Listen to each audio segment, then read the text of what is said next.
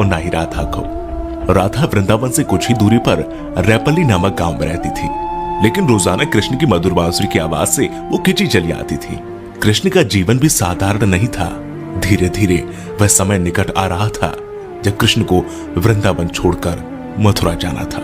कृष्ण के दुष्ट मामा कंस का अत्याचार चरम सीमा पर पहुंच चुका था और एक दिन कंस ने उन्हें और उनके भ्राता बलराम को मथुरा आमंत्रित किया और इसी बात से वृंदावन नगरी में सभी के भीतर एक डर पैदा हो गया।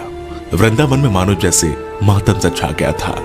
मां यशोदा तो परेशान थी क्योंकि उनका दिल का टुकड़ा उनसे दूर जा रहा था, लेकिन कृष्ण की गोपियां भी कुछ कम उदास नहीं थी। दोनों को लेने के लिए कंस के द्वारा रथ भेजा गया, जिसके आते ही सभी ने उस रथ के आसपास घेरा बना लिया, ये सोचकर कि कृष्ण को नहीं जाने देंगे।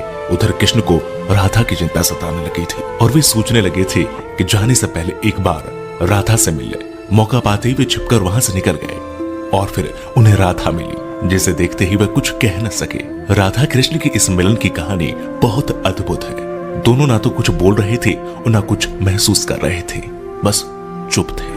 राधा कृष्ण को न केवल जानती थी बल्कि उनके मन और उनके दिमाग को भी समझती थी। कृष्ण के मन में क्या चल रहा है वे पहले से ही भाप लेती थी, इसलिए शायद उन दोनों को उस समय कुछ बोलने की आवश्यकता नहीं पड़ी। और आखिर राधा को अलविदा कहकर कृष्ण लौट आए और आकर गोपियों को भी समझाया और अनुमति लेने के बाद वहां से चले गए। और वृंदावन कृष्ण के बिना सूना हो गया।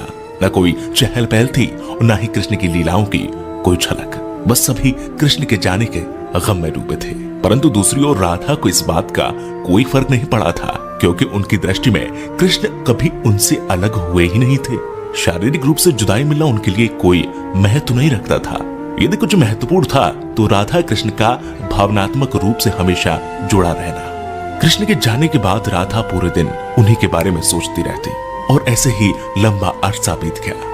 लेकिन आने वाले समय में राधा की जिंदगी क्या मोड़ लेने वाली थी उन्हें इसका अंदाजा भी नहीं था। जो हर लड़की के साथ होता है वही राधा के साथ भी हुआ। माता पिता के दबाव में आकर राधा को विवाह करना पड़ा और विवाह के बाद अपना जीवन संतान घर गृहस्थी के नाम करना पड़ा। लेकिन दिल के किसी कोने में अब भी कृष्ण मौजूद थे। दिन बीतते गए, वर्ष बीत गए और समय आ गया था कि अब राधा काफी वृद्ध हो गई थी।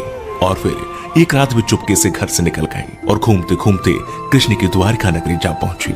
वहां पहुंचते ही उन्होंने कृष्ण से मिलने के लिए निवेदन किया, लेकिन पहली बार उन्हें मौका प्राप्त तब हुआ जब कृष्ण काफी लोगों के बीच घिरे हुए खड़े थे। राधा को देखते ही कृष्ण की खुशी का ठिकाना नहीं रहा, लेकिन तब भी दोनों में कोई वार्तालाप नहीं हुई, क्योंकि अभी भी उन्हें अल्फाजों की आवश्यकता नहीं थी। कहते हैं कि राधा कौन थी यह द्वारका नगरी में कोई नहीं जानता था। राधा के अनुरोध पर कृष्ण ने उन्हें महल में एक देविका के रूप में नियुक्त कर दिया। वे दिन भर महल में रहती, महल से संबंधित कार्यों को देखती और जब भी मौका मिलता दूर खड़े होकर कृष्ण के दर्शन कर लेती। लेकिन फिर भी न जाने क्यों राधा में धीरे धीरे एक भय पैदा हो रहा था, जो बीतते समय के साथ बढ़ता चला गया और उन्हें फिर से कृष्ण से दूर जाने का डर सता रहा था। उनकी भावनाएं उन्हें कृष्ण के पास नहीं रहने देती। साथ ही बढ़ती उम्र भी अब उन्हें कृष्ण से दूर ले जा रही थी।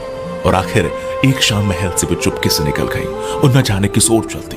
वह नहीं जानती थी कि वह कहां जा रही है, आगे मार्ग पर क्या मिलेगा, बस चलती जा रही थी। परंतु कृष्ण तो भगवान है, वे सब जानते थे, इसलिए अपने अंतर मन में भी जानते थे कि राधा कहां जा रही है। फिर वह समय आ गया जब राधा को कृष्ण की आवश्यकता पड़ी।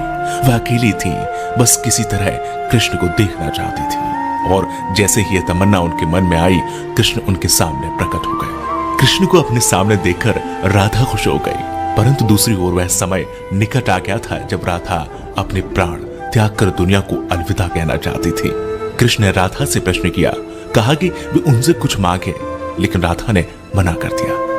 कृष्ण ने फिर से कहा कि जीवन भर राधा तुमने मुझसे कभी कुछ नहीं मांगा। कृष्ण के अनुरोध पर राधा ने उनसे आखिरी बार बांसुरी बजाने के लिए कहा और कृष्ण बिना देरी किए बांसुरी को निकाला और बेहद मधुर धुन बजाने लगे। और बांसुरी की आवाज जैसे ही उनके कानों में गई, राधा ने अपनी आंखें बंद कर ली और धीरे धीरे राधा ने अपना शरीर त्याग दिया और दुनिया से चली गई। उनके जाते ही कृष्ण ने राधा को अपनी गोद में ले लिया और राधा से चिपटकर रोने लगे। उनकी आंखों से आंसू रुकने का नाम नहीं ले रहे थे और उसी दिन से कृष्ण ने बांसुरी को कभी नहीं बजाया। तो ये थी राधा और कृष्ण के जीवन की कहानी।